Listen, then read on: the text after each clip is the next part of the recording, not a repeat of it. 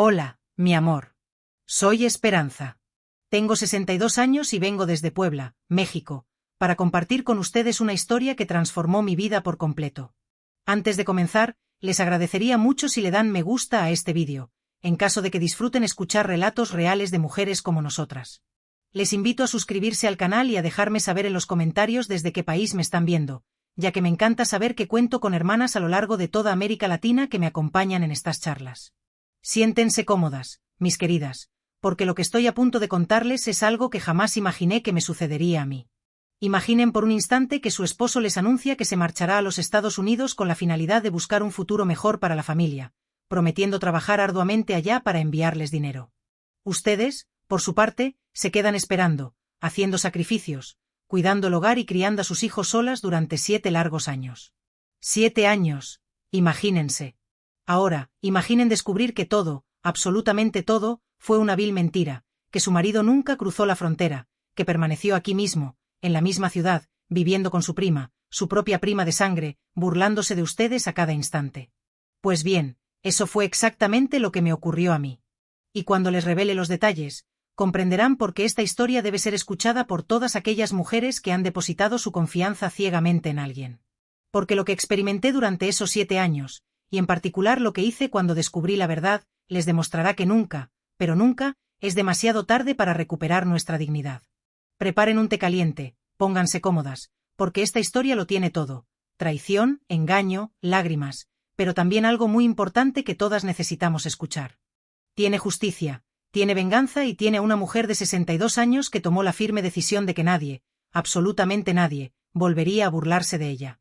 Mi historia se remonta a 1978, cuando yo tenía apenas 16 años y residía en un pequeño pueblo cerca de Puebla, junto a mis padres y mis 5 hermanos.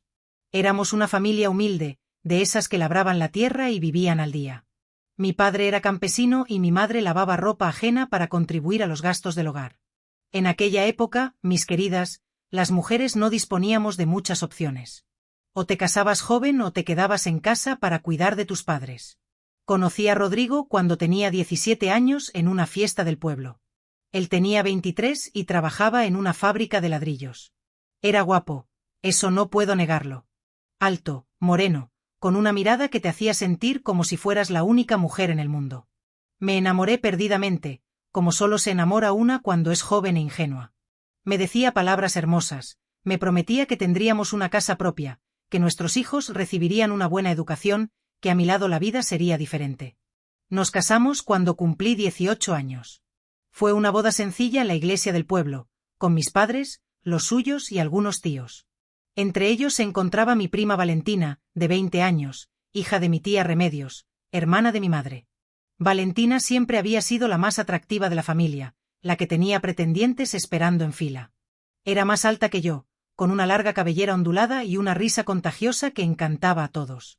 Yo la quería mucho, la veía como a una hermana mayor. Recuerdo perfectamente que, en aquella boda, Valentina le dijo a Rodrigo: «Cuida mucho a mi primita, ¿eh? Es un tesoro». Y él respondió con su característica sonrisa: «Por supuesto, la cuidaré como a una reina». Esas palabras quedaron grabadas en mi memoria, ya que años más tarde comprendí el verdadero significado de aquella conversación, pero en aquel momento yo estaba en las nubes, feliz de casarme con el hombre de mis sueños. Los primeros años de matrimonio fueron buenos. Rodrigo trabajaba en la fábrica y yo realizaba trabajos de costura en casa para ayudar con los gastos. Tuvimos a nuestra primera hija, Marisol, cuando yo tenía 20 años, y 2 años después llegó Jorge. Vivíamos en una pequeña casa que alquilábamos cerca del centro de Puebla. No teníamos mucho, pero éramos felices. Rodrigo era un buen padre, jugaba con los niños y me ayudaba con las tareas del hogar cuando llegaba cansado del trabajo. Mi prima Valentina también se había casado con un hombre llamado Aurelio, que trabajaba en el gobierno municipal. Ellos vivían en una casa más grande, en una colonia mejor que la nuestra. Valentina solía visitarme, traía juguetes para los niños y me regalaba ropa que ya no usaba.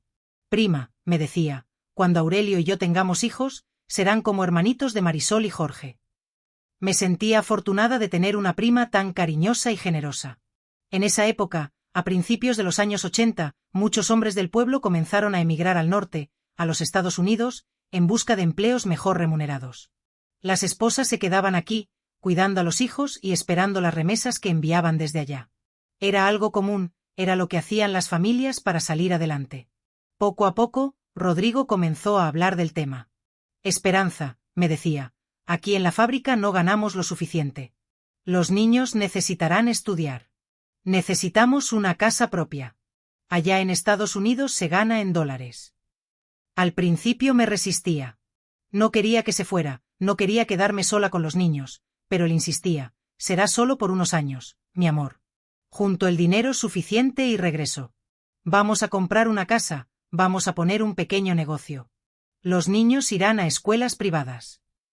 Incluso Valentina, curiosamente, siempre apoyaba la idea cuando el tema surgía en las reuniones familiares. Prima, me decía, Rodrigo tiene razón, es una gran oportunidad. Además, verás que el tiempo pasa volando. Para 1985, cuando yo tenía 27 años, Rodrigo ya había tomado la decisión. Se marcharía a los Estados Unidos. Había hablado con unos conocidos que tenían contactos allá y que podían conseguirle trabajo en la construcción en Texas. La fábrica de ladrillos había comenzado a reducir personal, y efectivamente, el dinero ya no alcanzaba para nada. Marisol tenía 5 años y Jorge 3. Necesitaban ropa, zapatos y útiles escolares. Es la única manera, Esperanza, me decía Rodrigo todas las noches. Aquí vamos a seguir igual toda la vida. Allá, en 2 o 3 años, podemos cambiar nuestro destino. Yo lloraba todas las noches, pero al final acepté. Total, pensaba, sería algo temporal. Él se iría, trabajaría duro, enviaría dinero y, cuando hubiera ahorrado lo suficiente, regresaría para estar con nosotros. Los preparativos duraron 3 meses. Rodrigo vendió algunas cosas de la casa, sus herramientas y su bicicleta para reunir el dinero del viaje. Me explicó que el Coyote cobraba $1,000 por cruzarlo y que él debía llegar con algo de dinero para mantenerse los primeros días hasta conseguir trabajo. Yo vendí mis aretes de oro, que me habían regalado mis padres cuando me casé, mis cadenas, todo lo que tenía de valor. El día de su partida fue un viernes 13 de marzo de 1985. Lo recuerdo perfectamente porque era Viernes Santo. Salió muy temprano, antes del amanecer. Me abrazó fuertemente, me dio un beso que sabía a despedida y me dijo, en 6 meses te estaré enviando los primeros $. Cuida mucho a los niños. Te amo. Los niños estaban dormidos. Él no quiso despertarlos para evitar hacerlos llorar. Valentina incluso vino a acompañarme ese día. Llegó como a las 10 de la mañana con pan dulce y café. Prima, me dijo, no estés triste, ya verás que todo saldrá bien. Rodrigo es muy trabajador, muy responsable. En Estados Unidos, la gente trabajadora progresa rápidamente. Me abrazó y me consoló mientras yo lloraba. Se quedó conmigo toda la tarde, jugó con los niños y me ayudó a preparar la comida.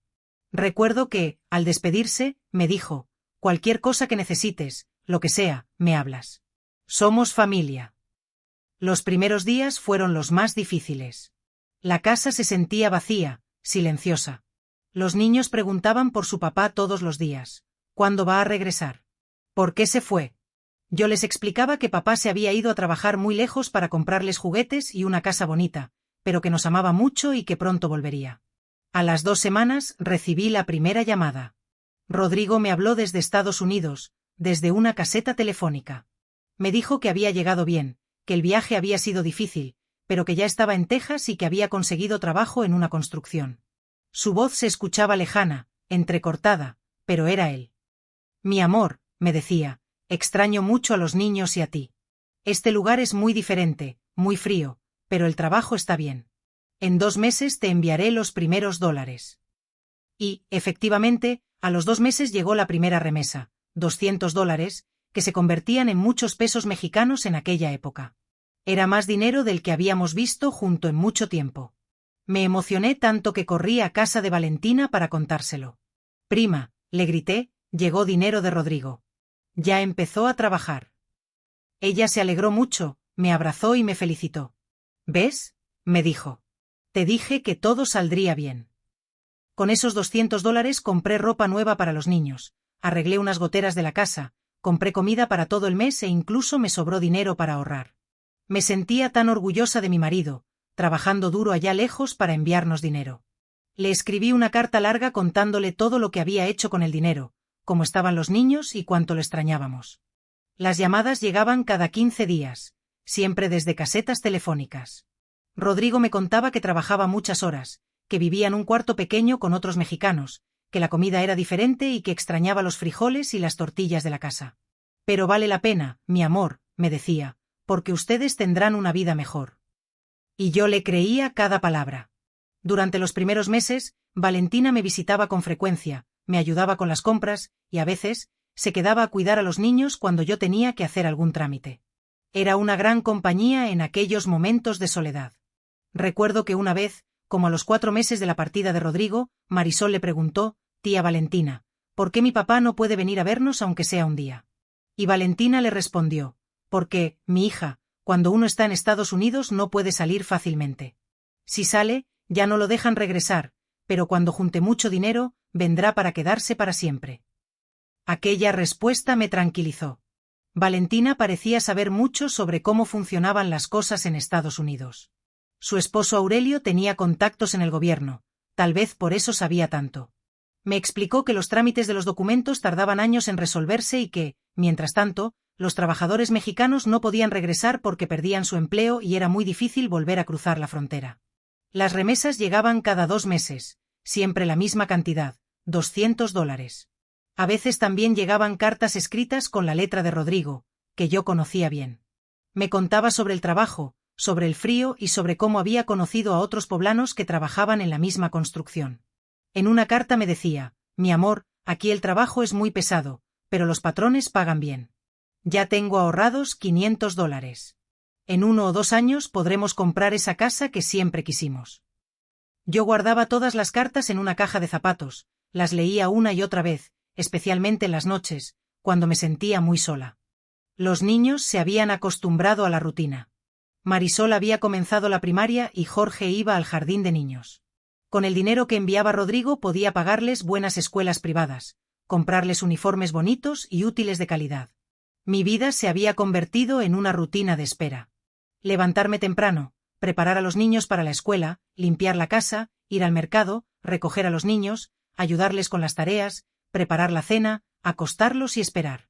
Esperar la próxima llamada, la próxima carta, la próxima remesa. Siempre esperando. A veces me preguntaba cómo sería la vida de Rodrigo allá lejos. Me lo imaginaba en un cuarto pequeño, trabajando bajo el sol abrasador de Texas, extrañándonos tanto como nosotros lo extrañábamos a él. Nunca se me ocurrió dudar de él. ¿Por qué iba a hacerlo? Las llamadas llegaban, el dinero llegaba, las cartas llegaban, todo parecía normal. Pero ahora, mis queridas, cuando recuerdo aquellos primeros meses, me doy cuenta de que había señales que yo no vi o que no quise ver. Como el hecho de que Valentina siempre sabía exactamente cuándo iba a llegar el dinero. Prima, me decía, ¿no crees que ya va a llegar la remesa de Rodrigo?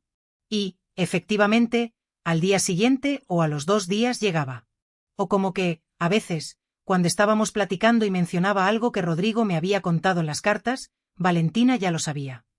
Ah, sí, decía, esos trabajos de construcción son así, como si ella hubiera estado ahí. Pero yo estaba tan ocupada sobreviviendo, criando a los niños sola y administrando el dinero, que no prestaba atención a esas cosas. Confiaba en mi prima, confiaba en mi marido. Nunca se me hubiera ocurrido sospechar que entre ellos dos me estaban construyendo la mentira más grande de mi vida. El primer año pasó volando.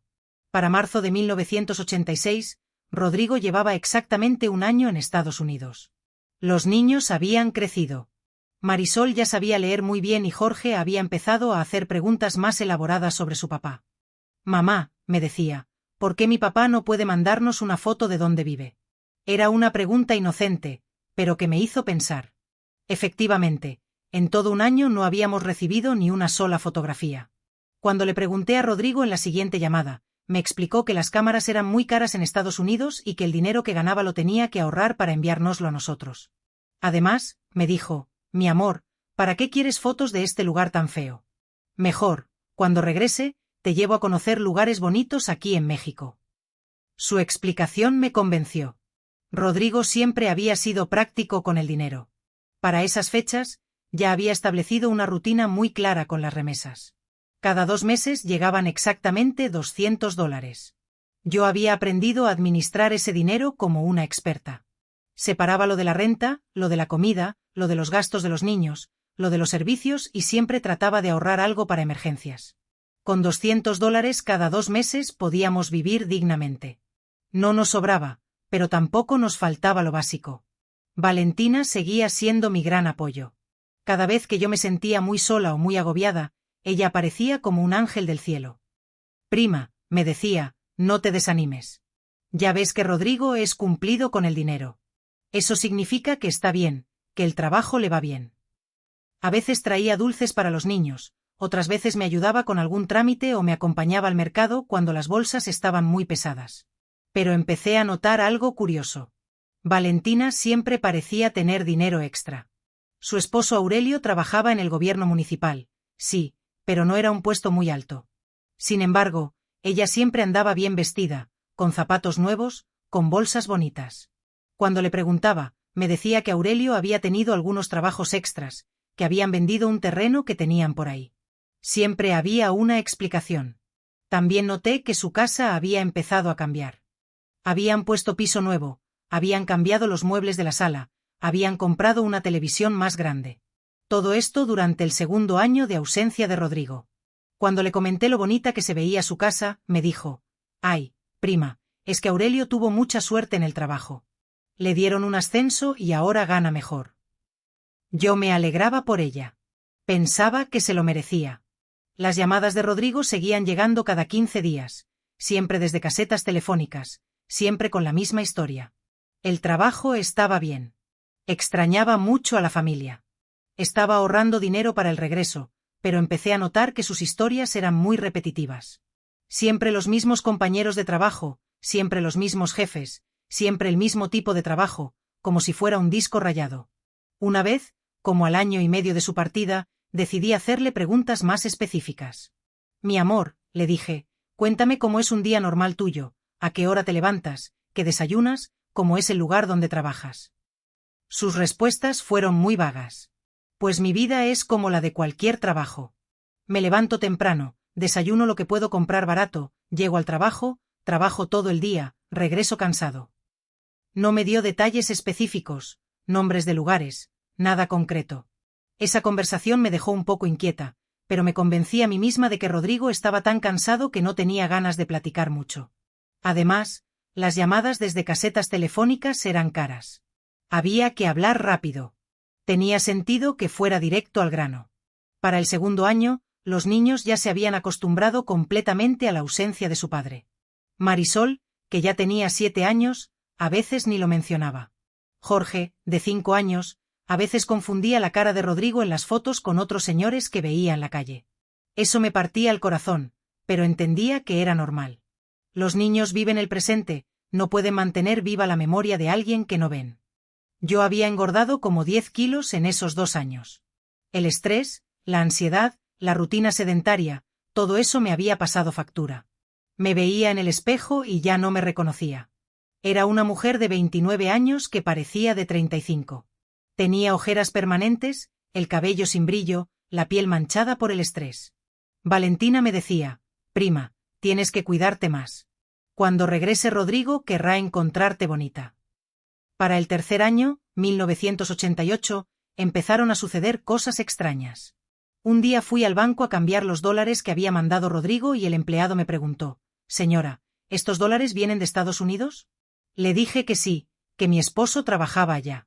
El empleado los revisó con una lupa y me dijo: «Es que estos billetes no tienen las marcas que normalmente tienen los dólares que vienen del extranjero. Parecen dólares comprados aquí en México». Yo no entendí qué quería decir, pero me quedé con la duda. Esa noche llamé a mi hermana Rosa, que vivía en Ciudad de México y tenía más mundo que yo. Le conté lo que había pasado en el banco. Rosa me explicó: «Hermana, cuando la gente manda dólares desde Estados Unidos, esos billetes pasan por muchos bancos americanos antes de llegar aquí. Tienen marcas, sellos. Se ven diferentes a los dólares que uno compra aquí en las casas de cambio mexicanas». Sus palabras me pusieron muy nerviosa. «Rosa», le pregunté, «¿tú crees que Rodrigo no esté en Estados Unidos?» Mi hermana se quedó callada un momento y después me dijo: «Hermana, no quiero sembrar dudas en tu cabeza, pero ¿no te parece raro que en 3 años nunca haya mandado una foto, nunca te haya dado una dirección específica, nunca te haya hablado desde su casa? Esas preguntas me cayeron como un balde de agua fría. Esa noche no pude dormir. Me quedé despierta hasta el amanecer, repasando todas las conversaciones telefónicas, todas las cartas, todos los detalles de esos 3 años. Por primera vez en mucho tiempo, empecé a hacerme preguntas que no me había hecho antes. ¿Por qué Rodrigo nunca me había dado una dirección? ¿Por qué nunca había mencionado nombres específicos de calles, de ciudades, de personas? ¿Por qué todas sus historias eran tan genéricas? Al día siguiente fui a buscar a Valentina para platicarle mis dudas, pero cuando llegué a su casa me dijo que no podía recibirme porque tenía visita. A través de la puerta escuché voces, pero no pude distinguir quién era. Prima, me dijo, mejor nos vemos mañana. Era la primera vez en 3 años que Valentina me cerraba la puerta.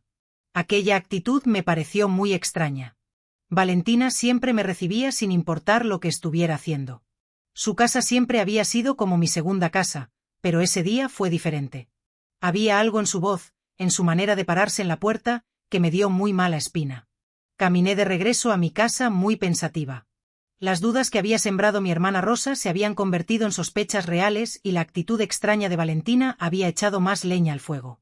Por primera vez en 3 años empecé a pensar que, tal vez, algo no estaba bien con la historia de Rodrigo en Estados Unidos. Esa noche, cuando los niños se durmieron, saqué todas las cartas de Rodrigo y las puse sobre la mesa de la cocina. Las leí una por una con cuidado, buscando inconsistencias, buscando pistas. Y fue entonces cuando me di cuenta de algo que nunca había notado. Todas las cartas estaban escritas con la misma pluma.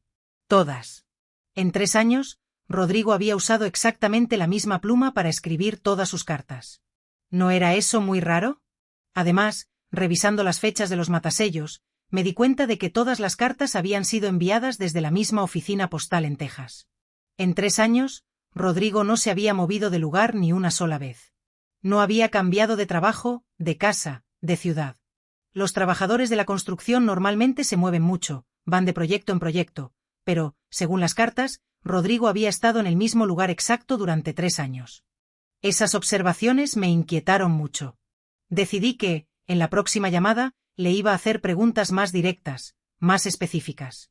Le iba a pedir detalles que no pudiera inventar fácilmente, y dependiendo de sus respuestas, iba a tomar decisiones importantes sobre mi vida y la de mis hijos. La siguiente llamada llegó 3 días después, como de costumbre. Era un martes por la noche, como a las 8. Yo ya tenía preparadas mis preguntas. Cuando escuché la voz de Rodrigo al otro lado de la línea, mi corazón empezó a latir muy fuerte. Hola, mi amor, me dijo, ¿cómo están los niños? Bien, Rodrigo, bien, le respondí. Oye, tengo unas preguntas que hacerte. Dime, mi vida. Rodrigo, en 3 años nunca me has dicho en qué calle vives exactamente. Dame tu dirección completa. Hubo un silencio largo. Después me dijo, mi amor, es que aquí los lugares tienen nombres muy raros en inglés. No te los podría pronunciar bien. Pero, Rodrigo, aunque sea el nombre de la ciudad específica. Siempre me dices Texas, pero Texas es muy grande. Otro silencio. Estoy en Houston, mi vida. ¿Y en qué parte de Houston? ¿Qué colonia? ¿Cómo se llama tu jefe? Esperanza, ¿por qué tantas preguntas? ¿Pasa algo? No pasa nada, Rodrigo. Solo quiero saber más de tu vida allá. En 3 años prácticamente no sé nada específico de lo que haces, mi amor. Mi vida allá es muy aburrida. Trabajo, duermo, trabajo, duermo. No hay nada interesante que contar. Rodrigo, ¿podrías mandarme una foto tuya? Los niños quieren ver cómo te ves ahora. Ya te dije que las cámaras son muy caras aquí, mi vida. Pero, Rodrigo, en 3 años no has podido ahorrar ni siquiera para una foto. Mandas $200 cada 2 meses, pero no puedes gastar $5 en una foto. El silencio que siguió fue muy largo, tan largo que pensé que se había cortado la llamada. Rodrigo, ¿estás ahí? Sí, estoy aquí, Esperanza. Mejor hablamos de otra cosa. ¿Cómo va? ¿Marisol en la escuela? Esa conversación me dejó un sabor amargo, muy desagradable. Las evasivas de Rodrigo fueron demasiado evidentes, demasiado claras. Un hombre que de verdad estuviera trabajando en Estados Unidos podría dar, al menos, algunos detalles básicos sobre su trabajo, su día a día, pero Rodrigo no pudo o no quiso darme ninguna información específica, ningún detalle concreto. Al día siguiente, decidí ir a buscar a Valentina. Afortunadamente, esta vez sí me recibió en su casa. Le conté sobre mi conversación con Rodrigo, le expliqué mis dudas, lo que había notado en las cartas que enviaba.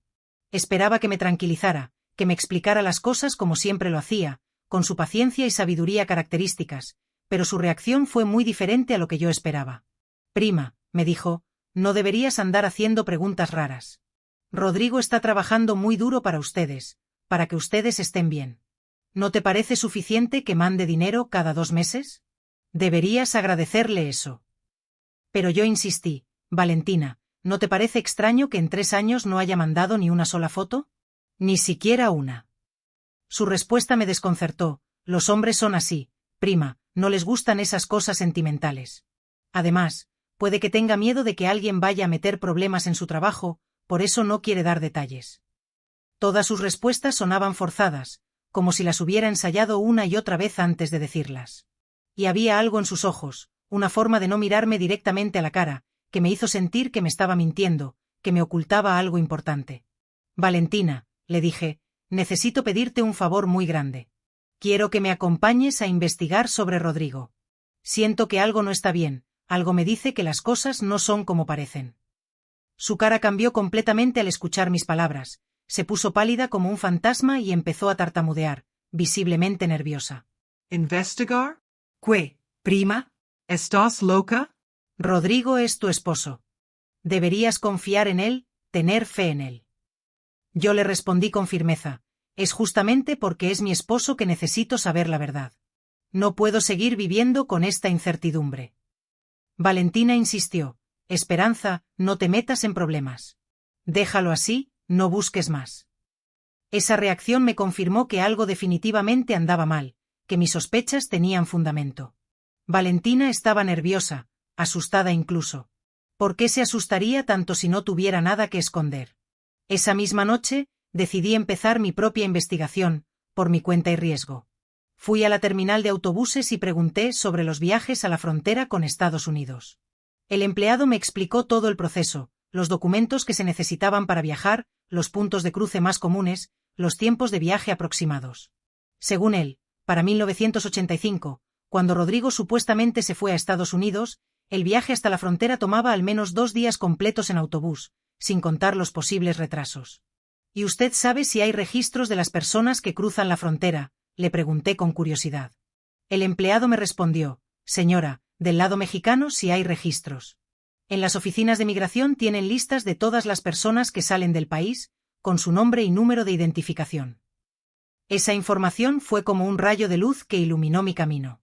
Si Rodrigo realmente había salido de México en marzo de 1985, tenía que haber un registro oficial de su salida en las oficinas de migración. Al día siguiente, me dirigí a las oficinas de migración en Puebla. Era un lugar lleno de gente, con mucho papeleo, muy burocrático y desorganizado. Le expliqué a un empleado que necesitaba verificar si mi esposo había salido del país en una fecha específica. Señora, me dijo el empleado con tono indiferente, esa información es confidencial. Solo se puede dar a la persona misma o con una orden judicial. Son las reglas. Yo insistí, pero es mi esposo. Aquí están nuestros papeles de matrimonio. El empleado se mantuvo firme. Lo siento, señora, pero las reglas son las reglas. Si quiere esa información, necesita traer a su esposo o conseguir una orden de un juez. Era obvio que Rodrigo no iba a venir conmigo a las oficinas de migración, y conseguir una orden judicial era un proceso complicado y costoso. Pero no me di por vencida tan fácilmente. Le pregunté al empleado si había alguna otra forma de verificar la información que necesitaba. Bueno, me dijo bajando la voz, como si me estuviera revelando un secreto, si usted sospecha que su esposo nunca salió del país, puede hacer una denuncia por bigamia o abandono de hogar. En ese caso, la autoridad sí puede investigar y solicitar la información a migración. Bigamia. Esa palabra me pegó como un martillazo en la cabeza. ¿Era posible que Rodrigo estuviera casado con otra persona? ¿Era posible que toda la historia de Estados Unidos fuera una mentira elaborada para cubrir otra relación? Salí de las oficinas de migración con la cabeza dándome vueltas, sintiéndome mareada y confundida. Las posibilidades que se abrían ante mí eran terribles, inimaginables. Si Rodrigo no estaba en Estados Unidos, ¿dónde estaba entonces? ¿Con quién estaba? ¿Por qué había inventado toda esa historia? Esa noche, mientras los niños dormían plácidamente, me senté en la cocina a pensar en todo lo que había descubierto. Las evasivas en las llamadas telefónicas, los dólares que parecían comprados en México, las cartas con inconsistencias, la reacción nerviosa de Valentina, la imposibilidad de conseguir información en migración. Todo apuntaba a que Rodrigo me estaba engañando de una manera muy elaborada, muy bien planeada. Pero si él no estaba en Estados Unidos, ¿de dónde salía el dinero que me mandaba cada 2 meses? Alguien tenía que estar financiando esa mentira, alguien tenía que estar ayudándolo a mantener la farsa. Y mientras más pensaba en eso, más me venía a la mente la imagen de Valentina, su nerviosismo, sus respuestas ensayadas, su casa cada vez más bonita, su dinero extra inexplicable. ¿Era posible que mi propia prima estuviera involucrada en el engaño?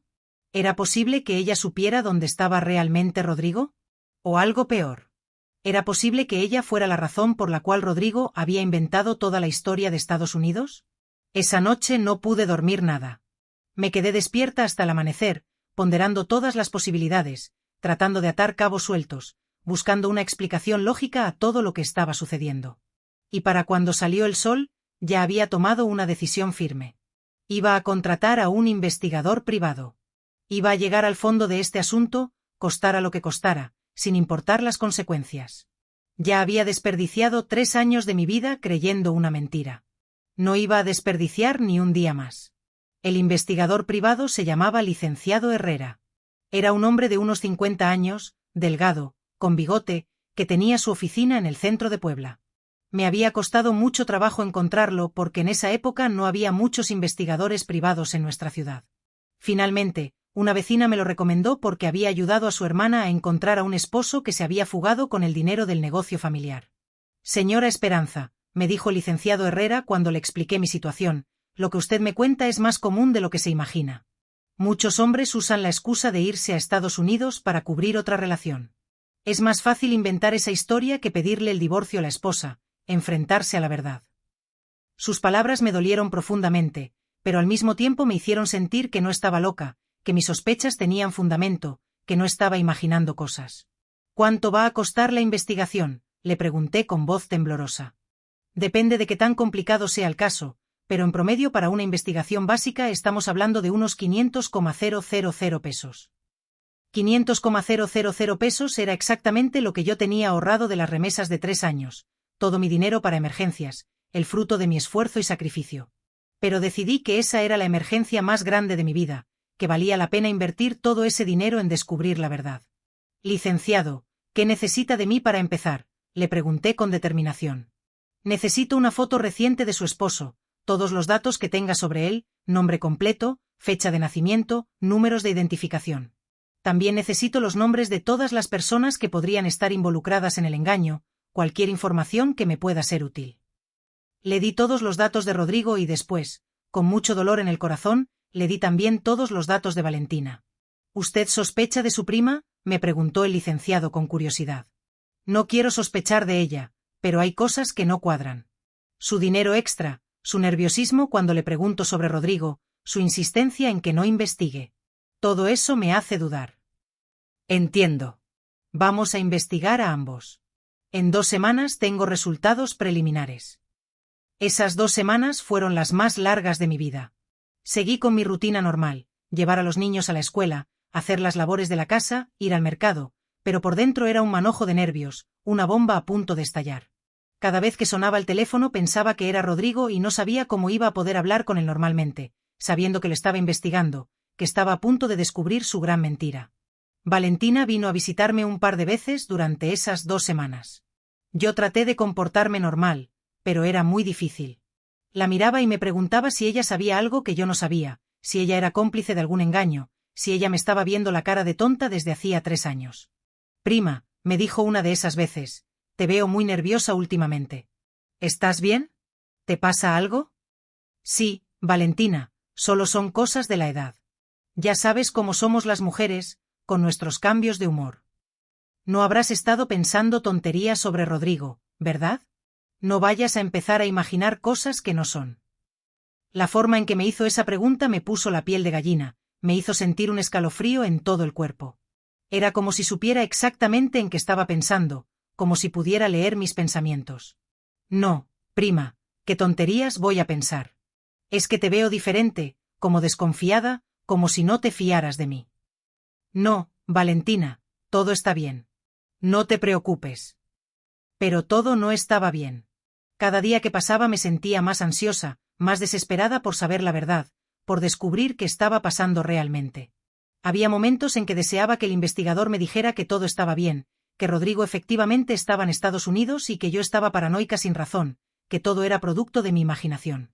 Pero había otros momentos en que ya quería que se acabara la mentira, que saliera la verdad a la luz, por más dolorosa que fuera. La llamada de Rodrigo llegó en la segunda semana de la investigación. Esta vez traté de no hacerle preguntas específicas porque no quería que sospechara que lo estaba investigando, que estaba a punto de descubrir su engaño, pero fue muy difícil mantener una conversación normal, fingir que todo estaba bien. Mi amor, me dijo con su voz de siempre, te escucho rara. ¿Estás bien? ¿Te sientes mal? Sí, Rodrigo, solo estoy cansada. Ya sabes, los niños, la casa, todo el trabajo que tengo que hacer. ¿No estarás enferma? Deberías cuidarte. No, no estoy enferma, solo cansada. Ya se me pasará. Bueno, mi vida, ya pronto te voy a mandar más dinero y te tengo una sorpresa. Ya verás cómo te gusta. ¿Qué sorpresa? Cuéntame. Es una sorpresa, no te puedo decir, pero vas a estar muy contenta. Te lo prometo. Esas palabras me dieron muy mala espina, me hicieron sentir desconfianza. ¿Qué tipo de sorpresa podía darme alguien que supuestamente estaba en Estados Unidos, trabajando duro para mantener a su familia? ¿Y por qué justo ahora, cuando yo lo estaba investigando, cuando estaba a punto de descubrir su mentira? Finalmente, llegó el día de la cita con el licenciado Herrera. Era un viernes por la tarde. Dejé a los niños con una vecina de confianza y fui a su oficina con el corazón en la garganta, sintiendo una mezcla de miedo y esperanza. Señora Esperanza, me dijo cuando me senté frente a su escritorio, tengo noticias para usted y no son buenas noticias. Mi corazón empezó a latir tan fuerte que pensé que se me iba a salir del pecho. Dígame, licenciado. Por favor, no me haga sufrir más. Su esposo Rodrigo nunca salió de México. No hay ningún registro de él en migración. Nunca cruzó la frontera. Aunque yo ya lo sospechaba, escuchar esas palabras fue como recibir un golpe en el estómago, como si me hubieran quitado el aire de los pulmones. Me quedé sin respiración por un momento, sintiendo un vacío inmenso en mi interior. ¿Estás seguro? ¿No hay ninguna posibilidad de error? Completamente seguro. Tengo aquí los reportes oficiales. Rodrigo Martínez Hernández, con el número de identificación que usted me dio, no aparece ningún registro de salida del país entre 1985 y 1988. Lo he revisado todo cuidadosamente. ¿Y dónde está entonces? Si no está en Estados Unidos, ¿dónde ha estado todo este tiempo? El licenciado Herrera suspiró profundamente y me miró con compasión, como si sintiera mi dolor. Señora Esperanza, prepárese para lo que le voy a decir. Su esposo Rodrigo está viviendo en esta misma ciudad. Aquí, en Puebla. Hizo una pausa dramática antes de continuar. Y no está solo. Las palabras del licenciado Herrera me cayeron como un rayo, destruyendo todas mis esperanzas y fantasías. Su esposo Rodrigo está viviendo en esta misma ciudad y no está solo. Mi mundo se tambaleó en ese momento, sentí como si el piso se hubiera abierto bajo mis pies y me estuviera tragando la tierra. ¿Con quién está viviendo? ¿Quién es la mujer con la que está? Le pregunté con la voz quebrada, sintiendo un nudo en la garganta. El licenciado Herrera abrió una carpeta y sacó varias fotografías. Señora Esperanza, su esposo está viviendo en una casa en la colonia Reforma Norte. Una casa bonita, de 2 pisos, con jardín. Y está viviendo con una mujer. Me extendió la primera fotografía. Era Rodrigo. Mi Rodrigo, saliendo de una casa que yo no conocía, una casa que nunca había visto antes. Se veía igual que siempre, tal vez un poco más gordo, pero era él, no cabía duda. La segunda fotografía me partió el alma en dos, destrozando mi corazón en 1000 pedazos. Rodrigo abrazando a una mujer en la puerta de esa misma casa, abrazándola con ternura y cariño. Y la tercera fotografía me mató por completo. Era Rodrigo besando a esa mujer, besándola con pasión y deseo. Y esa mujer era Valentina. Mi prima Valentina, la mujer en la que más confiaba, mi confidente, mi amiga. No puede ser, susurré, sintiendo que las lágrimas empezaban a brotar de mis ojos. No puede ser verdad. Esto no puede estar pasando. Lo siento mucho, señora Esperanza. Según mi investigación, su prima Valentina y su esposo Rodrigo están viviendo juntos desde hace más de 3 años, desde que él supuestamente se fue a Estados Unidos. Han estado engañándola todo este tiempo. Me quedé viendo las fotografías sin poder hablar, sin poder procesar la información. En una de ellas, Rodrigo y Valentina estaban comprando en el mercado como una pareja normal, como si fueran marido y mujer. En otra estaban subiendo juntos a un carro que yo no conocía, un carro que nunca había visto en mi vida. En otra más estaban entrando juntos a una tienda de muebles, eligiendo cosas para su casa, construyendo un hogar juntos. ¿Cómo es posible?, murmuré, sintiendo que la traición me ahogaba. ¿Cómo pudieron hacerme esto? Señora Esperanza, hay más. Su prima Valentina nunca se divorció oficialmente de su esposo Aurelio, pero él se fue de la ciudad hace como 2 años. Según mis contactos, Aurelio descubrió la relación entre su esposa y su primo político y prefirió irse para evitar problemas, para no enfrentarse a la humillación. La casa donde viven Rodrigo y Valentina está a nombre de ella. La compró hace 2 años. Todo empezaba a tener sentido. El dinero extra de Valentina, su casa nueva, su nerviosismo cuando yo hacía preguntas sobre Rodrigo. Ella no solo sabía dónde estaba mi marido. Ella era la razón por la cual mi marido había inventado toda la mentira de Estados Unidos. Licenciado, le pregunté con voz temblorosa, ¿de dónde sale el dinero que me manda Rodrigo cada 2 meses? ¿Cómo puede permitirse enviarme dinero si no está trabajando en Estados Unidos? Esa fue la parte más fácil de investigar. Rodrigo está trabajando en una maderería aquí en Puebla. Gana bien, pero no gana en dólares. Obviamente, los dólares que le manda cada 2 meses los compra en casas de cambio de la ciudad. Tengo los registros de compra. Siempre compra exactamente $200 cada 2 meses. Y las cartas que le manda desde Estados Unidos, las cartas las manda él mismo, pero las envía a través de un contacto que tiene en Texas, un primo de Valentina que vive allá. Rodrigo le manda las cartas y el dinero a este señor y él las reenvía desde Estados Unidos para que parezca que vienen de allá, que realmente están escritas desde allí. La elaboración del engaño me dejó sin palabras, me hizo sentir aún más humillada y traicionada. No había sido una mentira improvisada, había sido una operación planificada meticulosamente, con cómplices, con estrategia, con recursos.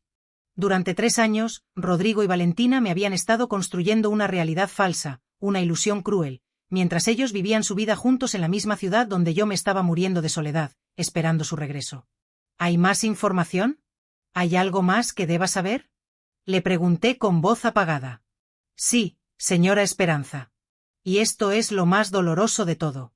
Según mis investigaciones, Rodrigo y Valentina han estado teniendo una relación desde antes de que él supuestamente se fuera a Estados Unidos. Los vecinos de la colonia donde viven dicen que llegaron juntos hace 3 años y que desde el principio se presentaron como esposos. Siempre han sido una pareja estable. Esa información fue la gota que derramó el vaso, la confirmación de que la traición había sido aún más profunda y premeditada de lo que imaginaba. No solo me habían engañado durante 3 años, la relación entre ellos había empezado antes, tal vez durante meses o incluso años antes de que Rodrigo inventara la historia de Estados Unidos. Tal vez durante todo el tiempo que Valentina venía a mi casa a consolarme, a apoyarme, a decirme que fuera paciente con Rodrigo, que él volvería pronto. ¿Tienen hijos?, pregunté, aunque no estaba segura de querer escuchar la respuesta, de poder soportar otra revelación dolorosa. No, que yo sepa, señora Esperanza, pero viven como matrimonio. Los vecinos los conocen como el señor y la señora Martínez. Son una pareja feliz. Salí de la oficina del licenciado Herrera como un zombi, sintiéndome vacía y sin rumbo. Caminé por las calles de Puebla sin saber a dónde iba, con las fotografías en la bolsa, con toda la información dándome vueltas en la cabeza, sintiendo un dolor inmenso en el corazón. Mi marido no solo me había abandonado, me había traicionado con mi propia prima y los 2 juntos me habían construido la mentira más cruel y despiadada que se puedan imaginar. Llegué a mi casa y me senté en la sala viendo a mis hijos jugar, ajenos a la tragedia que estaba viviendo. Marisol tenía 8 años y Jorge 6. Durante 3 años les había dicho que su papá estaba trabajando lejos para darles una vida mejor, para que tuvieran todo lo que necesitaban. Durante 3 años les había enseñado a extrañarlo, a amarlo, a esperarlo. ¿Cómo les iba a explicar que todo había sido mentira? ¿Cómo les iba a decir que su papá había estado aquí todo el tiempo, pero había preferido estar con otra mujer, que los había abandonado por ella. Esa noche no pude cenar, no pude dormir, no pude pensar en nada más que en la traición, en la humillación, en el dolor. Pero después de la conmoción inicial, después de dejarme llevar por la tristeza y la desesperación, empezó a crecer en mí algo diferente, algo mucho más poderoso. No era solo dolor, no era solo tristeza, era coraje, era indignación, era una furia que nunca había sentido en mi vida, una sed de venganza que me consumía por dentro. Rodrigo y Valentina habían jugado conmigo durante 3 años, se habían burlado de mí, me habían visto la cara de tonta, habían planeado cada detalle para mantenerme engañada, para que no descubriera su secreto. Mientras ellos disfrutaban de su vida juntos, Valentina había venido a mi casa a consolarme por la ausencia de un hombre que estaba en su cama, en sus brazos. Había jugado con mis hijos, había comido en mi mesa, había recibido mi confianza y mi cariño mientras me estaba traicionando de la manera más baja y despreciable posible. Y Rodrigo me había robado 3 años de mi vida, 3 años en los que yo podría haber rehecho mi vida, encontrado a alguien que realmente me amara, construido un futuro feliz para mis hijos.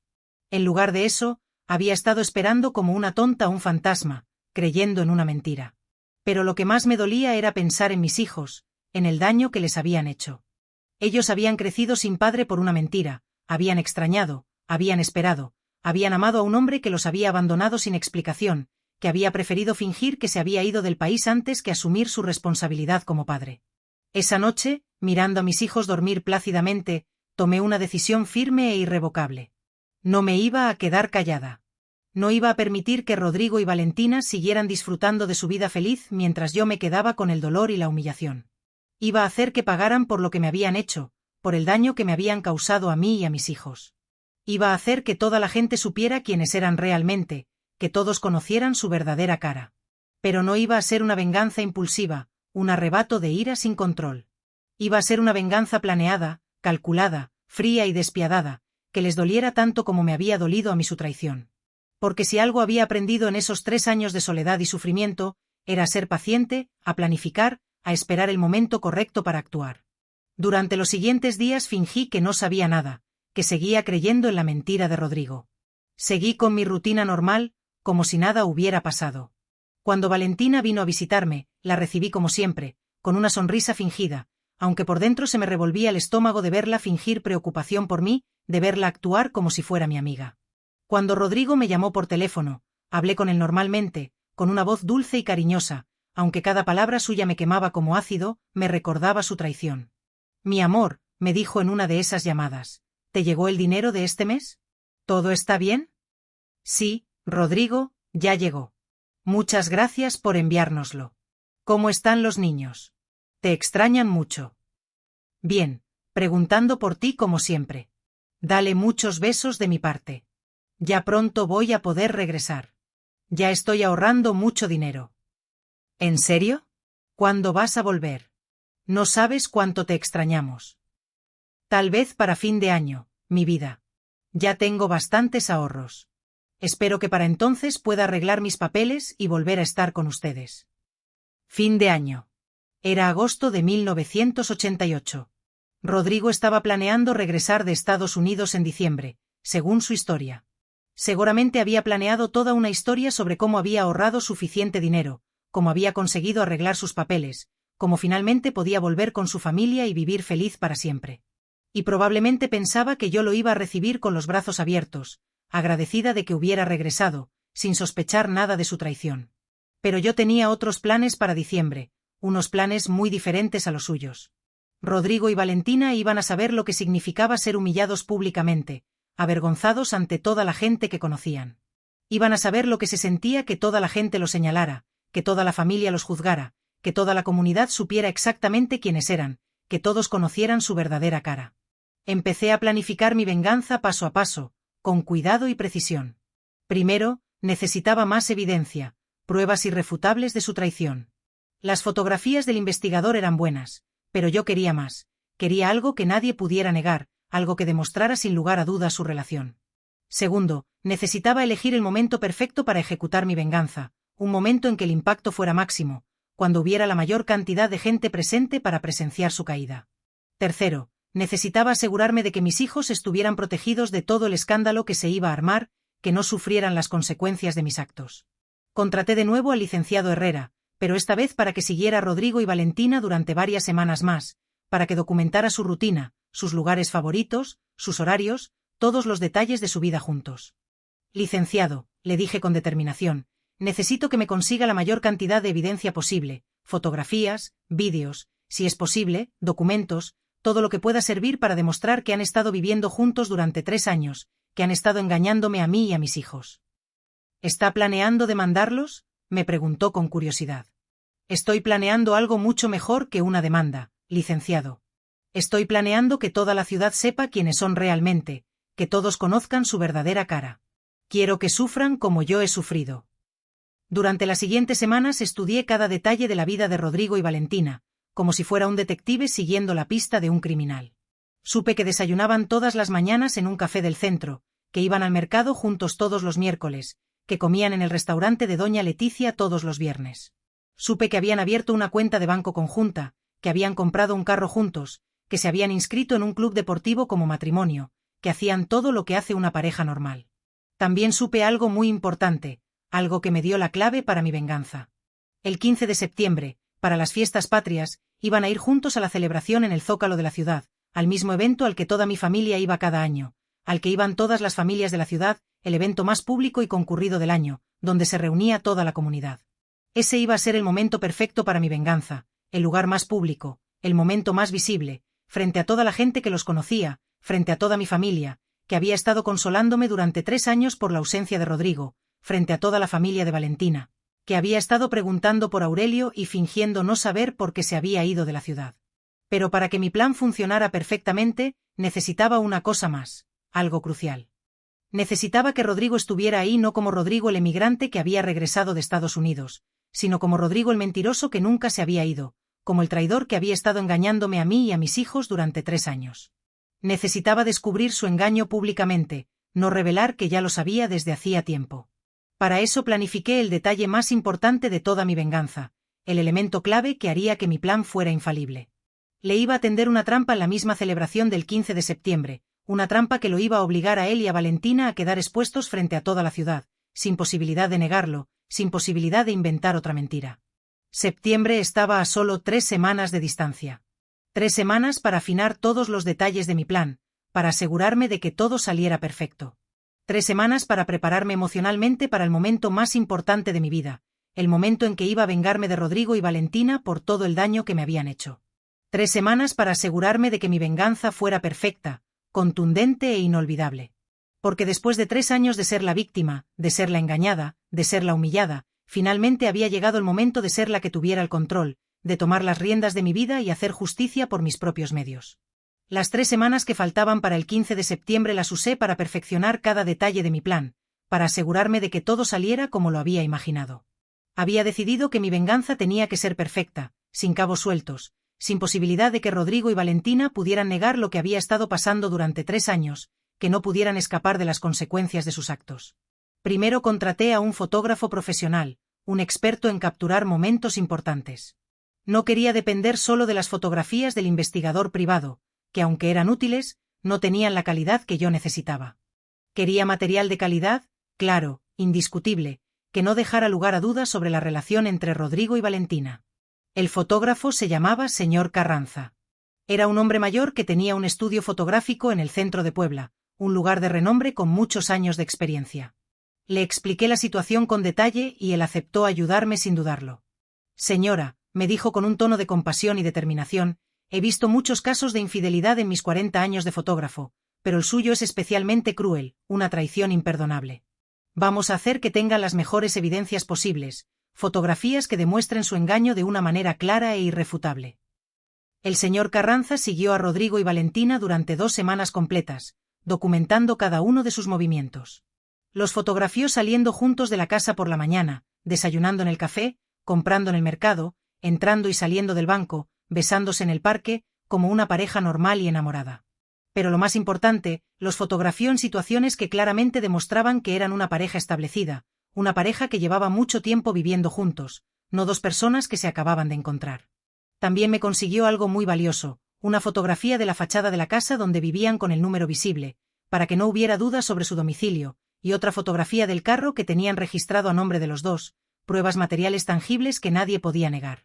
Segundo, hice una lista detallada de todas las personas que tenían que estar presentes el día de mi venganza, las personas que debían presenciar la caída de Rodrigo y Valentina. Mi mamá, mis hermanos, mis tías, mis primos, toda mi familia, para que vieran cómo había sido engañada y humillada durante 3 años. La familia de Rodrigo, sus papás, sus hermanas, para que supieran la clase de hombre que era su hijo y hermano. La familia de Valentina, mi tía Remedios, mis primos, toda la gente que había estado preguntando por qué Aurelio se había ido de la ciudad, para que supieran la verdad sobre su partida. Para asegurarme de que todos estuvieran ahí, empecé a visitarlos uno por uno, recordándoles que el 15 de septiembre era una fecha importante, una tradición familiar que no podían faltar. Les decía que quería que estuvieran todos juntos para celebrar las fiestas patrias, para honrar a nuestro país. Les hablaba con entusiasmo y alegría, como si no supiera nada de lo que estaba pasando, como si siguiera siendo la misma esperanza de siempre. Estaba actuando, fingiendo una normalidad que no sentía, ocultando la furia y el dolor que me consumían por dentro. Pero sabía que era necesario hacerlo, que tenía que ser paciente y esperar el momento perfecto para desatar mi venganza. Aquí está la traducción y reelaboración del texto original, según las instrucciones. La tradición familiar de reunirse en el Zócalo para las fiestas patrias, qué hermoso se verá este año. Les comentaba con entusiasmo. Toda la familia debe estar presente, los niños se divertirán en grande, insistía con una alegría que hacía tiempo no sentía. Mi hermana Rosa, que residía en la Ciudad de México, siempre venía especialmente para estas celebraciones. Cuando la llamé para confirmar su asistencia, noté una pausa y luego su voz interrogante. Hermana, ¿estás bien? Te noto diferente. Estoy muy bien, Rosa, mejor que en mucho tiempo, le respondí, tratando de ocultar la tormenta que se avecinaba. ¿Pasó algo con Rodrigo?, me preguntó con cautela. Vas a ver, hermana, el 15 de septiembre vas a entender todo, le dije, dejando un velo de misterio en mis palabras. En segundo lugar, me dediqué a planificar meticulosamente cada detalle del día. Las fiestas del 15 de septiembre en Puebla seguían una tradición inquebrantable. Por la mañana, el Zócalo se llenaba con la música vibrante de las bandas, creando un ambiente festivo y lleno de energía. Por la tarde, los bailes folclóricos llenaban el escenario de color y tradición, mostrando la riqueza cultural de nuestra tierra. Y por la noche, el grito de independencia resonaba con fuerza, seguido por un espectáculo deslumbrante de fuegos artificiales que iluminaban el cielo. La mayor concentración de personas siempre se producía alrededor de las 8 de la noche, justo antes del grito, cuando la emoción alcanzaba su punto máximo y la multitud se unía en un fervor patriótico. De acuerdo con las investigaciones del licenciado Herrera, Rodrigo y Valentina invariablemente llegaban al Zócalo alrededor de las 7:30 de la tarde. Se ubicaban cerca de la catedral, buscando quizás un lugar estratégico desde donde observar la multitud, y permanecían allí hasta que los últimos fuegos artificiales se apagaban en el cielo nocturno. Era el momento perfecto, pensé, la convergencia ideal de factores. Máxima concentración de personas, lo que garantizaría una audiencia numerosa para mi revelación. Máxima visibilidad, lo que haría imposible ignorar mi confrontación. Imposibilidad de escapar discretamente, lo que aseguraría que no pudieran evitar enfrentar las consecuencias de sus actos. En tercer lugar, preparé un discurso, sí, un discurso completo con cada palabra cuidadosamente elegida, en el que expondría la verdad a Rodrigo y Valentina frente a toda la gente. Lo practiqué incansablemente frente al espejo durante días, repitiendo cada frase, modulando mi voz, hasta que me lo supe de memoria, hasta que cada palabra resonaba con la fuerza de mi convicción. Tenía que ser claro, contundente, que no dejara lugar a dudas sobre lo que había estado sucediendo a mis espaldas, sobre la traición que había soportado en silencio durante tanto tiempo. Cada palabra debía ser un golpe certero, una revelación innegable. En cuarto lugar, y esto era lo más importante, me ocupé de resolver todos los asuntos legales con precisión y determinación. Me reuní con un abogado para iniciar los trámites de divorcio, decidida a poner fin a mi matrimonio de una vez por todas. Licenciado, le dije con firmeza, quiero que el día 16 de septiembre, un día después de mi confrontación pública, usted le entregue personalmente a Rodrigo los papeles de divorcio. Mi voz no tembló al expresar mi resolución. Quiero demandar a Valentina por daños morales, por el sufrimiento que me ha causado. El licenciado me miró con cautela. ¿Está segura, señora Esperanza? Una vez que se inicien estos procesos legales, ya no habrá vuelta atrás. Lo sé perfectamente, licenciado, le respondí con una determinación inquebrantable. Después de 3 años de mentiras, lo único que quiero es que no haya vuelta atrás, que las consecuencias de sus actos los persigan para siempre. También me dirigí al banco donde Rodrigo y Valentina tenían su cuenta conjunta, decidida a desenterrar la verdad oculta en sus transacciones financieras. Con la información que me había proporcionado el investigador y aprovechando que técnicamente yo seguía siendo la esposa legal de Rodrigo, logré obtener los estados de cuenta de los últimos 3 años. Allí estaba todo, cada detalle expuesto a la luz. Los depósitos regulares del salario de Rodrigo, que confirmaban su empleo continuo en Puebla. Los retiros de 200 pesos cada 2 meses, cuidadosamente orquestados para mantener la fachada de su supuesta estadía en Estados Unidos. Los gastos en restaurantes, en ropa, en muebles para su casa de amor, evidencia irrefutable de su vida compartida. En quinto lugar, hablé con mis hijos. Esta era la parte más difícil de todo mi plan, la que me causaba más dolor y preocupación. Marisol ya tenía 8 años y podía entender algunas cosas, aunque no todas. Jorge apenas tenía 6, pero también necesitaba estar preparado para lo que iba a pasar, para la tormenta que se avecinaba. Mijitos, les dije una noche después de cenar, sentándolos a mi lado en el sofá. Mamá tiene que decirles algo muy importante sobre papá. Jorge, con sus ojos llenos de esperanza, me interrumpió. ¿Ya va a regresar? No, mi amor, respondí con un nudo en la garganta. Papá no va a regresar, y la razón es muy triste.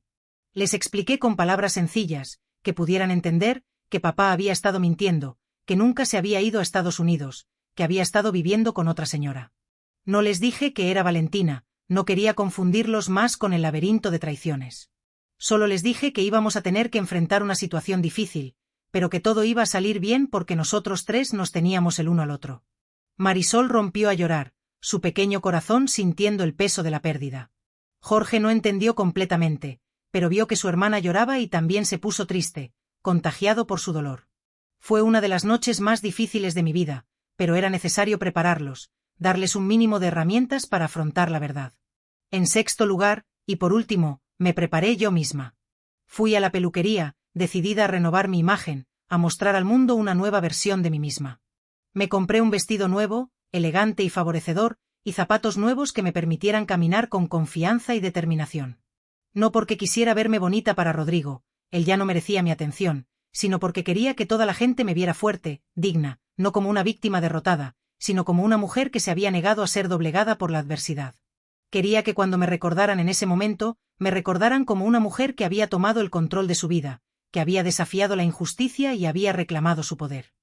Los últimos días antes del 15 de septiembre seguí fingiendo normalidad, manteniendo la fachada de una vida sin sobresaltos. Valentina vino a visitarme 2 días antes de las fiestas, buscando quizás confirmar que seguía ignorante de su traición. Esta vez, verla fingir preocupación por mí ya no me provocaba dolor, solo una satisfacción extraña, una sensación de triunfo anticipado. Sabía que en 48 horas toda su vida cómoda se iba a desmoronar, que la verdad la golpearía con la fuerza de un huracán. Prima, me dijo con su voz melosa, ¿vas a ir a las fiestas del Zócalo? Sí, Valentina, voy a ir con los niños, le respondí con una sonrisa enigmática. ¿Tú vas a ir? Sí, también voy a ir. Podemos encontrarnos ahí. Claro, prima. Nos vamos a encontrar ahí, afirmé, saboreando el momento de la confrontación.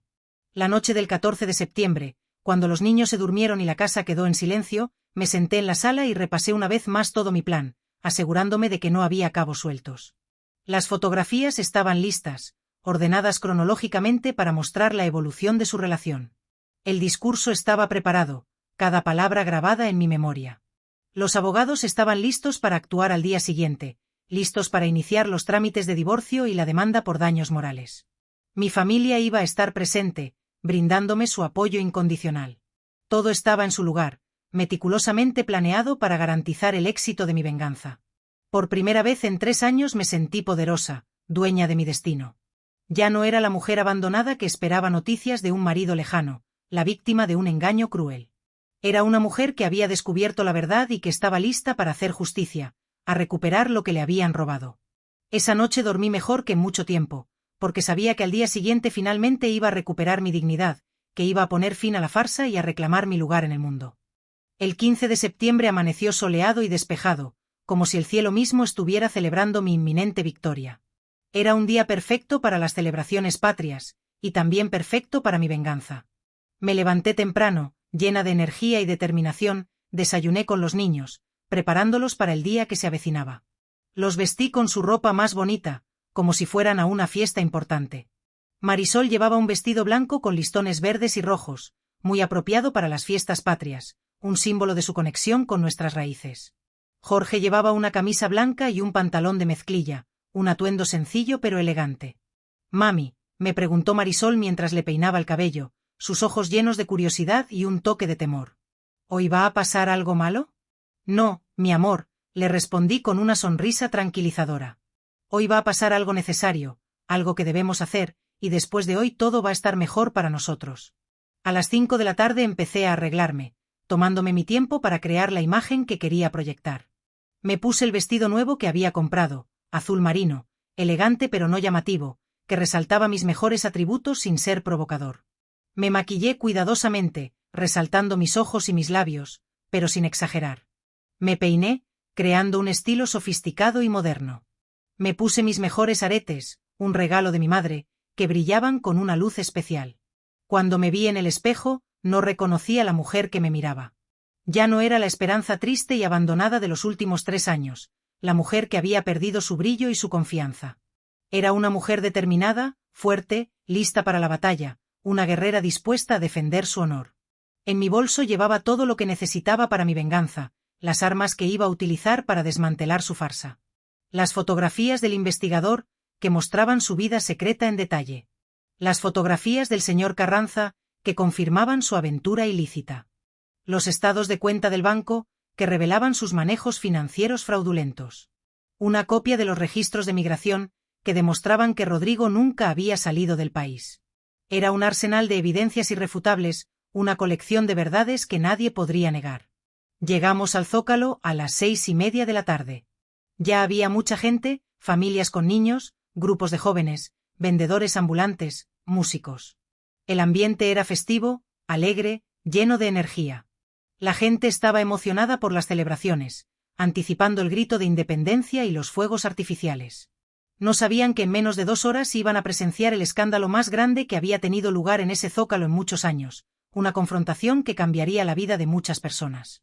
Poco a poco fueron llegando los miembros de mi familia, respondiendo a mi llamado. Mi mamá llegó con mis hermanos menores, sus ojos llenos de preocupación y curiosidad. Mi hermana Rosa llegó desde la Ciudad de México con su esposo, mostrando su apoyo incondicional.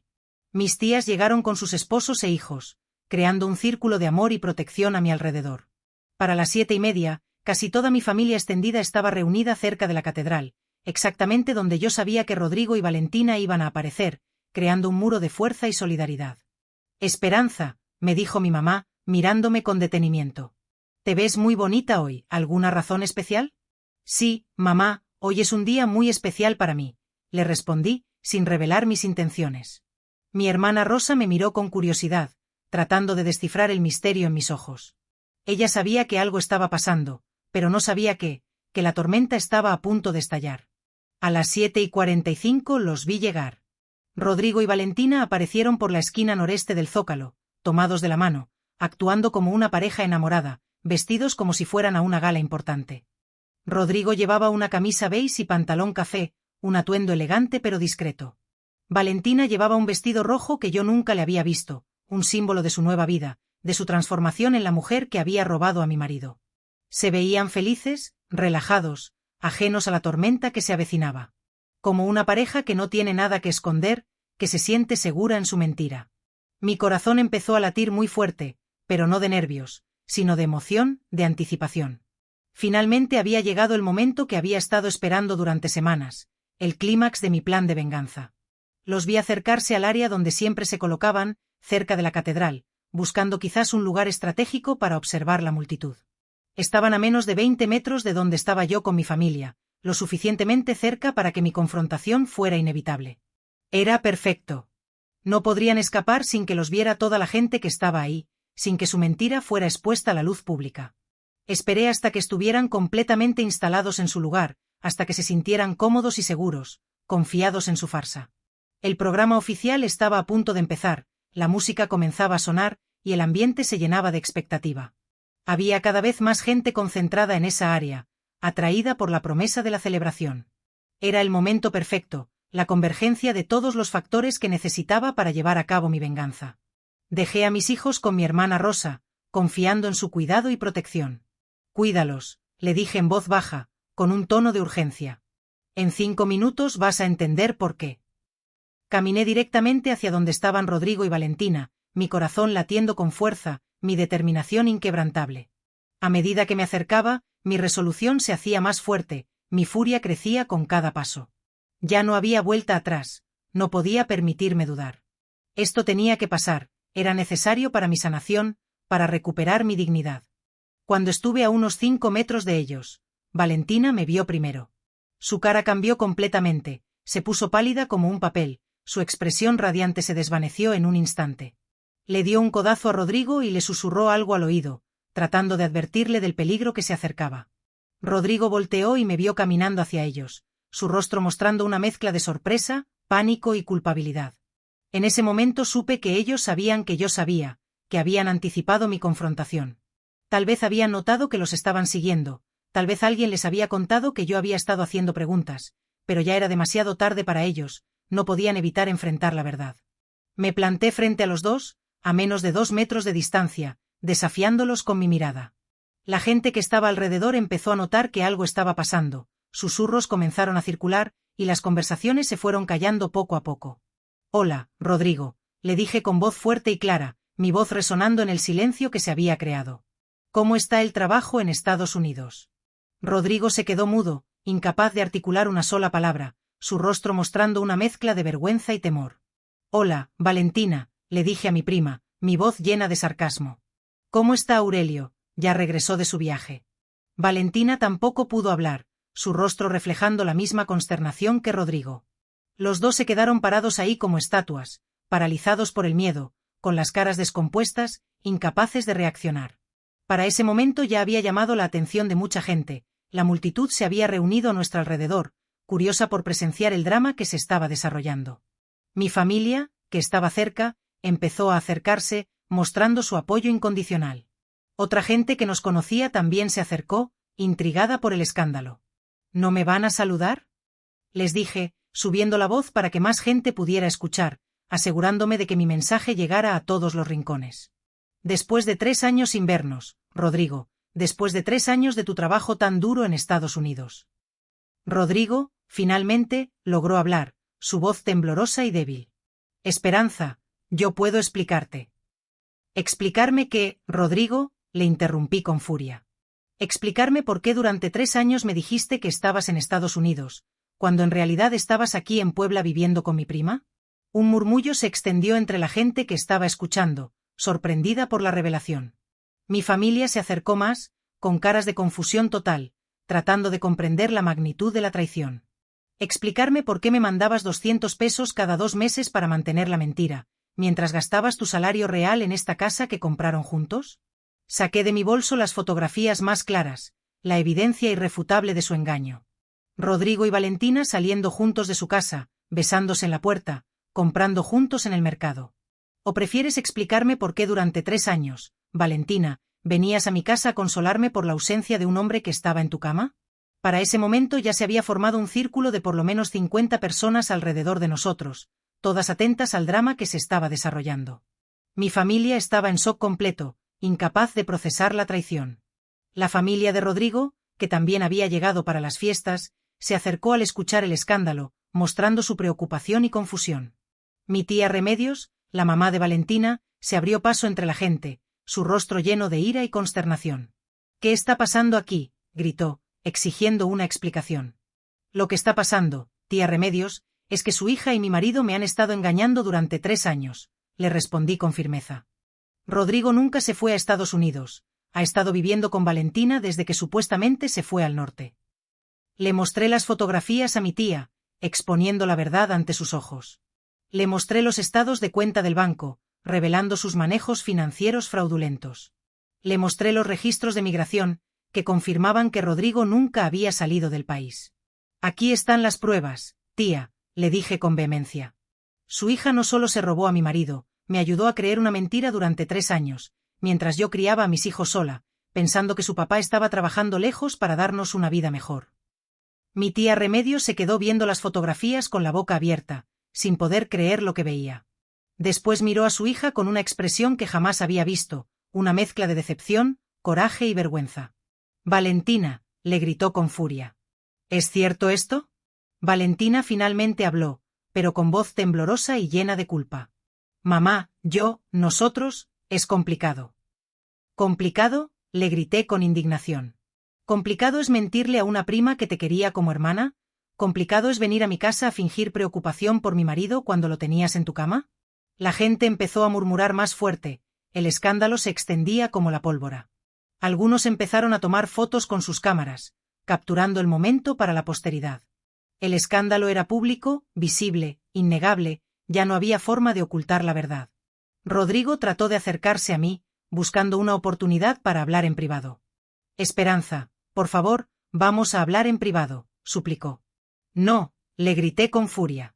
3 años de privado, 3 años de mentiras privadas, ahora todo es público, ahora todos van a saber la verdad. «Los niños», murmuró Rodrigo, mostrando una pizca de remordimiento. «¿Ahora te acuerdas de los niños, después de 3 años de abandono? ¿Te acuerdas de los niños a los que has privado de tu presencia?» Saqué la última evidencia de mi bolsa, una carta que había escrito esa misma mañana, dirigida a toda la familia y a todos los presentes. «Quiero que toda la gente sepa», grité para que todos pudieran escuchar, que Rodrigo Martínez Hernández y Valentina Guerrero Sánchez han estado viviendo como matrimonio en la colonia Reforma Norte durante 3 años, mientras me hacían creer que él estaba en Estados Unidos trabajando para su familia. Le entregué copias de la carta a mi mamá, a mi tía Remedios, a la mamá de Rodrigo, a varias personas que conocía en el público, asegurándome de que la verdad se extendiera por toda la ciudad. «Quiero que sepan que mañana mismo voy a iniciar los trámites de divorcio contra Rodrigo, y que voy a demandar a Valentina por daños morales y por complicidad en abandono de hogar». El círculo de gente había crecido a más de 100 personas, todas atentas a la escena. Todo el mundo estaba hablando, comentando, juzgando, tomando partido. Rodrigo y Valentina estaban ahí parados, completamente expuestos, sin posibilidad de negar nada, sin posibilidad de inventar otra mentira, atrapados en la red de su propia farsa. «Y ahora», les dije como remate final, mi voz llena de desprecio, «los dejo para que disfruten las fiestas, pero que sepan que su vida cómoda y su mentira terminaron hoy». Di media vuelta y regresé con mi familia, que me estaba esperando con caras de asombro total, mostrando su apoyo incondicional. Mi hermana Rosa me abrazó fuerte, susurrando en mi oído: «Hermana, eres la mujer más valiente que conozco». Rodrigo y Valentina se quedaron ahí por unos minutos más, rodeados de gente que los miraba con juicio y desprecio, avergonzados por su exposición pública. Finalmente se fueron, prácticamente corriendo, perseguidos por murmuraciones y señalamientos, huyendo de la verdad que los había alcanzado. Mi venganza había sido perfecta, pública, contundente, irreversible, una catarsis que me liberó de la carga de la mentira. Después de 3 años de ser la víctima, finalmente había recuperado mi poder y mi dignidad, reclamando mi lugar en el mundo. Los días que siguieron al 15 de septiembre fueron como un torbellino, una vorágine de emociones y reacciones. La noticia del escándalo se extendió por toda la ciudad como pólvora, alimentando los chismes y las conversaciones. En una comunidad como Puebla, donde todo el mundo se conoce, una historia como esa se vuelve el tema de conversación principal, monopolizando la atención de todos. Durante semanas mi teléfono no paraba de sonar, familiares que querían saber más detalles, vecinos que querían expresar su apoyo, conocidos que querían chismear, curiosos por conocer los detalles de mi venganza. Al principio fue abrumador, me sentía expuesta y vulnerable, pero poco a poco me di cuenta de que la mayoría de las llamadas eran de apoyo genuino, de personas que se identificaban con mi dolor. Las mujeres especialmente se identificaban conmigo, compartiendo sus propias historias de engaño y traición, encontrando consuelo en mi valentía. El 16 de septiembre, tal como lo había planeado, mi abogado le entregó personalmente a Rodrigo los papeles de divorcio, poniendo en marcha el proceso legal para disolver nuestro matrimonio. Según me contó después, Rodrigo los recibió en la puerta de la casa que compartía con Valentina, frente a los vecinos que ya sabían toda la historia por el escándalo del día anterior, humillado y avergonzado. «Señor Martínez», le dijo mi abogado con frialdad, «su esposa Esperanza solicita el divorcio por abandono de hogar y adulterio. También está demandando a la señorita Valentina Guerrero por daños morales. Tiene 30 días para responder». Rodrigo trató de contactarme directamente varias veces durante esa primera semana, buscando una oportunidad para hablar y justificarse. Llamó a mi casa insistentemente, pero yo no le contesté ni una sola vez, negándome a escuchar sus excusas. También fue a buscarme personalmente, pero yo había instruido a mis vecinos para que no le abrieran la puerta, impidiendo su acceso a mi vida. Finalmente me mandó una carta a través de mi hermana Rosa, buscando una vía para comunicarse conmigo. En la carta, Rodrigo trataba de explicar lo inexplicable, intentando justificar sus acciones con argumentos vacíos. Decía que se había enamorado de Valentina, que no había sabido cómo decirme, que había inventado lo de Estados Unidos para no lastimarme, que el dinero que me mandaba cada 2 meses era real, que siempre había cumplido con esa responsabilidad, que nunca había dejado de querer a los niños, buscando apelar a mi compasión. Era una carta patética, llena de excusas y justificaciones, pero lo que más me molestó fue el final, la arrogancia de su propuesta. Esperanza, escribió, podemos arreglar esto, podemos encontrar una manera de que todos seamos felices, los niños nos necesitan a los dos, demostrando su incapacidad para comprender la magnitud de su traición. Después de 3 años de mentiras, él pensaba que podíamos arreglar esto, que podíamos volver a la normalidad como si nada hubiera pasado. La carta me confirmó que Rodrigo seguía sin entender la magnitud de lo que había hecho, que no comprendía el daño que había causado. Valentina también trató de contactarme, buscando una oportunidad para disculparse y explicar su versión de la historia. Una semana después del escándalo, se apareció en mi casa a las 7 de la mañana, cuando los niños ya se habían ido a la escuela, aprovechando mi soledad. La vi por la ventana, esperando pacientemente en la puerta, y decidí abrir la puerta porque quería escuchar qué tenía que decir, quería entender su motivación. Se veía horrible, demacrada y derrotada, con ojeras profundas, el cabello despeinado, la ropa arrugada, un reflejo de su tormento interno. Era obvio que no había dormido bien en días, atormentada por la culpa y el remordimiento. Prima, me dijo con voz quebrada, suplicando mi perdón. Por favor, necesitamos hablar. No somos primas, le respondí con frialdad, negándome a reconocer nuestra conexión. Una prima no hace lo que tú me hiciste, una prima no traiciona de esa manera. Esperanza, por favor, insistió, su voz llena de desesperación. Sé que lo que hice estuvo muy mal, pero necesitas entender que no fue planeado, simplemente pasó, no pude evitarlo. ¿Simplemente pasó?, le interrumpí con incredulidad. ¿Simplemente pasó durante 3 años? ¿Simplemente pasó que venías a mi casa a consolarme mientras te estabas acostando con mi marido? ¿Simplemente pasó que me robaste la vida y me hiciste creer mentiras? Valentina empezó a llorar, las lágrimas rodando por su rostro. Todo se salió de control, no era mi intención lastimarte. Al principio era solo una aventura, pero después nos enamoramos de verdad, no pude evitarlo. Rodrigo no sabía cómo pedirte el divorcio sin lastimarte, tenía miedo de tu reacción. ¿Sin lastimarme?, le pregunté con sarcasmo. ¿Te parece que me lastimó menos hacerme creer que era una esposa abandonada por necesidad económica, en lugar de una esposa abandonada por otra mujer? ¿Crees que eso suavizó el golpe? No pude seguir hablando con ella, sus excusas me daban más coraje que compasión, sus palabras me resultaban insoportables. La corrí de mi casa, negándome a escuchar más sus justificaciones, y le dije que la próxima vez que quisiera hablar conmigo lo hiciera a través de abogados, que ya no quería tener ningún contacto con ella.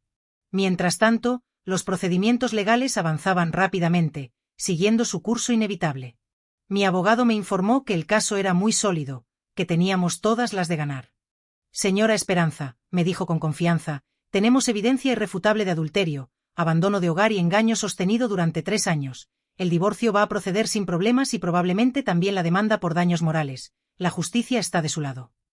Pero lo más importante para mí no era el dinero que pudiera ganar en la demanda, eso era secundario. Lo que realmente me importaba era establecer legalmente la verdad de lo que había pasado, que quedara constancia oficial de su traición. Quería que quedara en documentos oficiales que Rodrigo había abandonado a su familia para vivir con otra mujer, y que había usado el engaño de Estados Unidos para justificar su abandono, que su mentira fuera expuesta para siempre. Los niños fueron los que mejor manejaron toda la situación, adaptándose a su nueva realidad con una resiliencia admirable. Marisol, a sus 8 años, entendía perfectamente lo que había pasado, mostrando una madurez sorprendente. Mami, me dijo una noche, mientras la arropaba en la cama, mi papá nos quería muy poquito, no nos amaba lo suficiente. Tu papá nos quería, mi amor, le respondí con ternura, pero no lo suficiente como para quedarse con nosotros, no nos amaba más que a su propia felicidad. ¿Y la tía Valentina ya no es nuestra familia?, preguntó con tristeza, sintiendo la pérdida de una relación que había valorado. No, mi amor, le expliqué con suavidad. La tía Valentina tomó decisiones que la sacaron de nuestra familia, decisiones que rompieron el lazo que nos unía.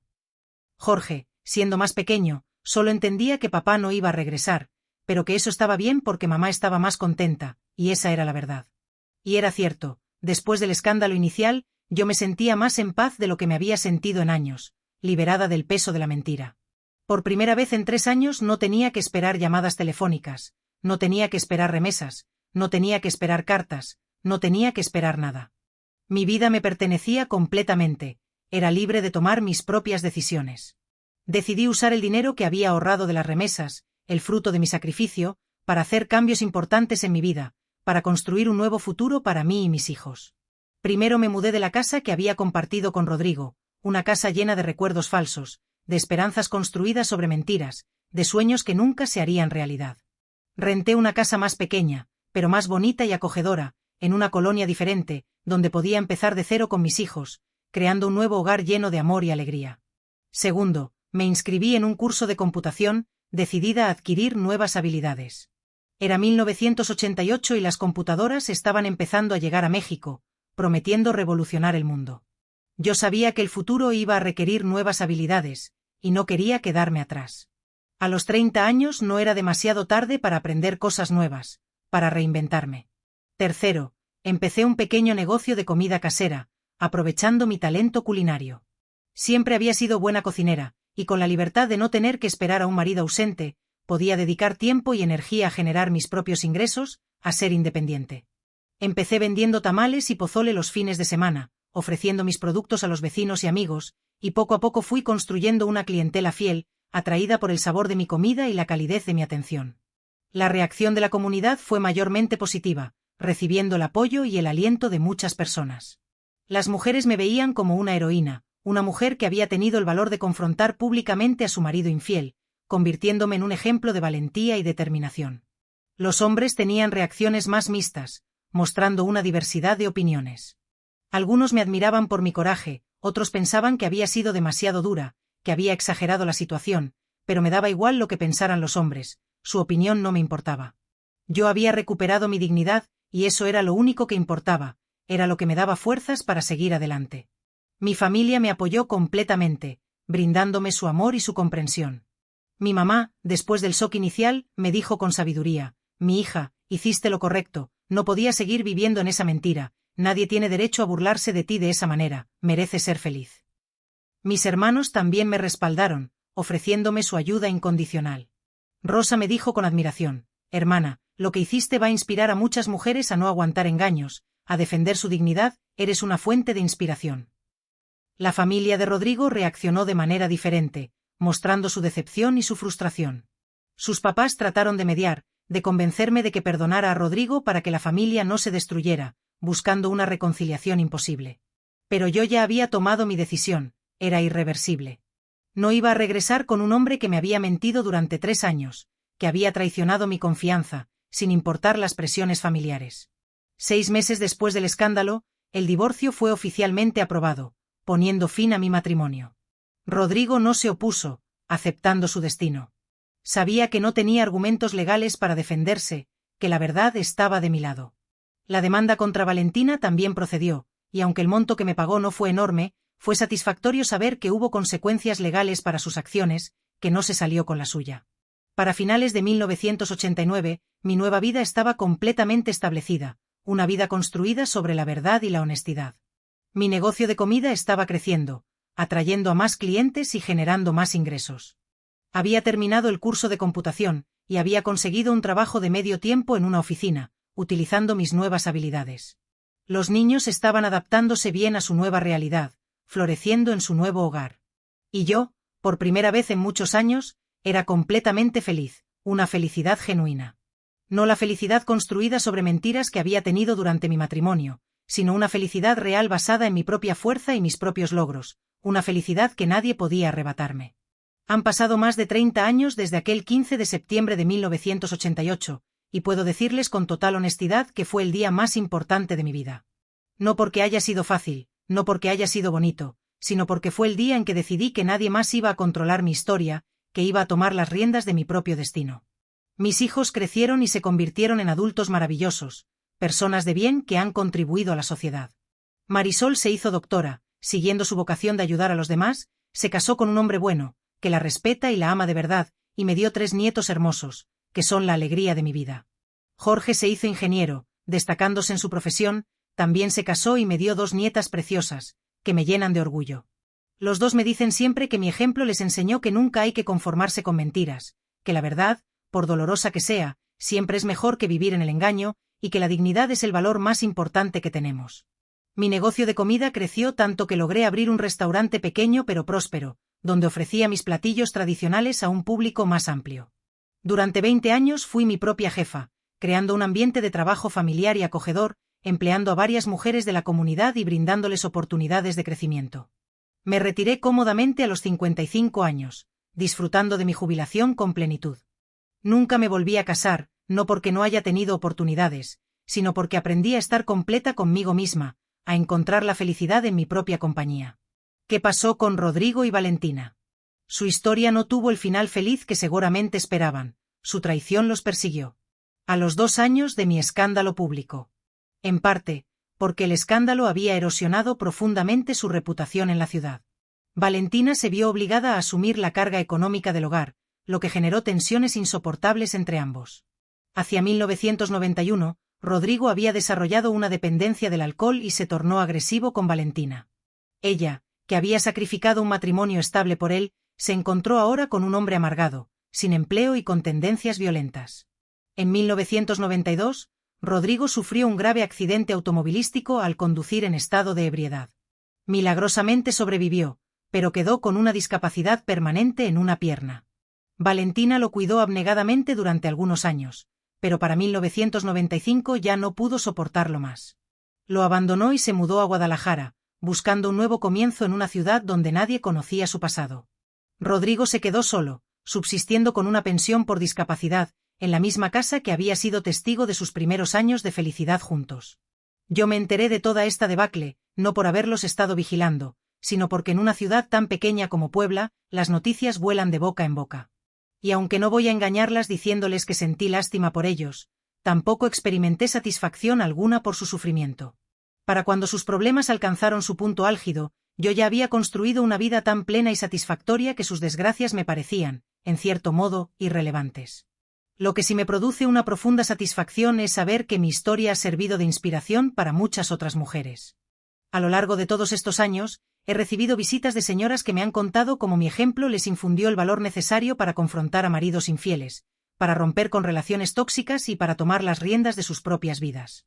Algunas incluso me han dicho: Doña Esperanza, cuando mi esposo me engañó, me acordé de lo que usted hizo y eso me dio fuerzas para no quedarme callada y defenderme. Esa, mis queridas, es la verdadera venganza. No consiste en hacer sufrir a la gente que te lastimó, sino en transformar tu dolor en poder, tu humillación en dignidad, tu victimización en inspiración para otras personas que están atravesando situaciones similares. Porque la cruda realidad es que lo que me sucedió a mí le sucede a muchas mujeres. Hombres que abandonan a sus familias, las mentiras elaboradas para justificar el abandono, las traiciones familiares, las complicidades que lastiman incluso más que la traición original. Mi historia, lamentablemente, no es única. Lo único que marcó la diferencia fue mi firme decisión de no quedarme callada y alzar la voz. Durante estos 30 años, he aprendido muchas lecciones valiosas.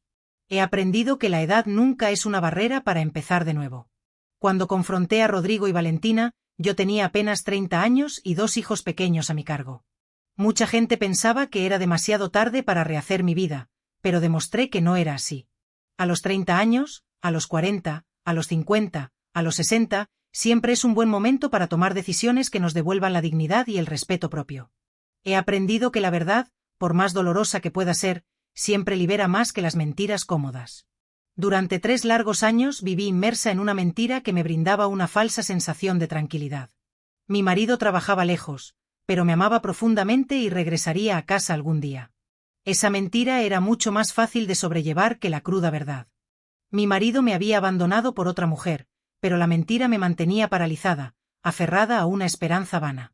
La verdad, en cambio, me dio el poder para actuar y tomar las riendas de mi destino. He aprendido que la venganza más efectiva no es la que busca destruir al otro, sino la que te fortalece y te construye a ti misma. Yo podría haber utilizado las pruebas que tenía en mi poder para arruinar por completo a Rodrigo y Valentina. Podría haber seguido buscando formas de lastimarlos y hacerles daño durante años, pero eso me habría mantenido atada a ellos emocionalmente, impidiéndome avanzar. En lugar de eso, decidí enfocar mi energía en construir una vida nueva y mejor para mí y mis hijos. He aprendido que el apoyo de otras mujeres es fundamental en momentos de crisis y adversidad. Sin el amor y el apoyo incondicional de mi hermana Rosa, de mis vecinas y de las clientas que se convirtieron en amigas, no habría podido salir adelante con tanto éxito. Las mujeres que se apoyan entre sí son invencibles, y sobre todo, he aprendido que nunca es tarde para ser la protagonista de tu propia vida. Durante 3 años fui un personaje secundario en la historia de Rodrigo, la esposa que esperaba pacientemente en casa mientras él vivía su aventura. Pero en el momento en que decidí tomar el control de mi vida, me convertí en la protagonista de mi propia historia. Por eso les digo a todas las mujeres que me escuchan hoy, no importa cuántos años tengan, no importa cuánto tiempo hayan estado atrapadas en una situación que las lastima y las hace infelices, no importa cuán complicada parezca su situación, nunca es tarde para recuperar su poder y su autonomía. Nunca es tarde para exigir el respeto que merecen. Nunca es tarde para decir con firmeza, esto se acabó y se acabó en mis términos. Si hay algo que espero que se lleven de mi historia es la convicción de que ustedes también pueden ser las heroínas de sus propias vidas. No tienen que esperar a que alguien más las rescate. No tienen que conformarse con mentiras para evitar conflictos. No tienen que sacrificar su dignidad para mantener relaciones que no las valoran ni las respetan. A mis 62 años, cuando miro hacia atrás, no veo a una mujer que fue víctima de un engaño cruel y despiadado. Veo a una mujer que tuvo el coraje de confrontar la verdad y la sabiduría de construir algo mejor sobre las ruinas de lo que se había destruido. Y ustedes también pueden hacerlo, mis queridas, a los 30, a los 40, a los 50, a los 60 años y más. Nunca es tarde para tomar la decisión de que su historia va a ser escrita por ustedes mismas, no por la gente que las ha lastimado y las ha hecho sufrir. Gracias de todo corazón por escucharme, por acompañarme en esta plática tan larga y sincera, por permitirme compartir con ustedes el momento más difícil, pero también el más poderoso y transformador de mi vida.